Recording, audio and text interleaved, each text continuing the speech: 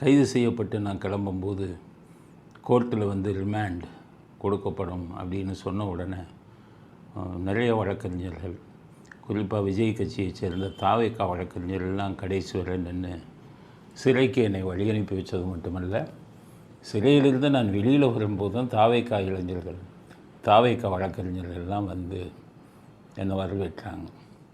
அதனால் நமக்கு வந்து கட்சி வித்தியாசம் இல்லைனாலும் நமக்கு ஆதரவு கரம் கொடுத்தவங்களுக்கு நன்றி சொல்லணும்ல.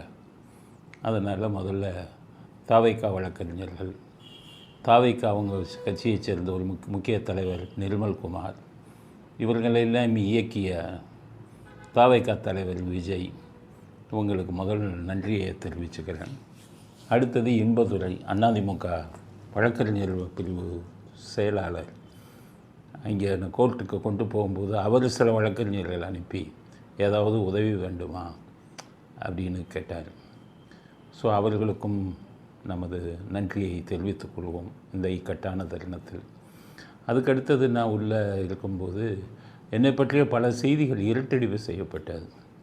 அந்த டைமில் பார்த்திங்கன்னா கிஷோர் சாமி என்னை பற்றி பல விஷயங்களை வந்து இன்றைக்கி நிலைமை என்ன அப்படிங்கிற விஷயத்தெல்லாம் வந்து டிவியில் இதில் யூடியூப்பில் எல்லோருக்கும் சொன்னார்.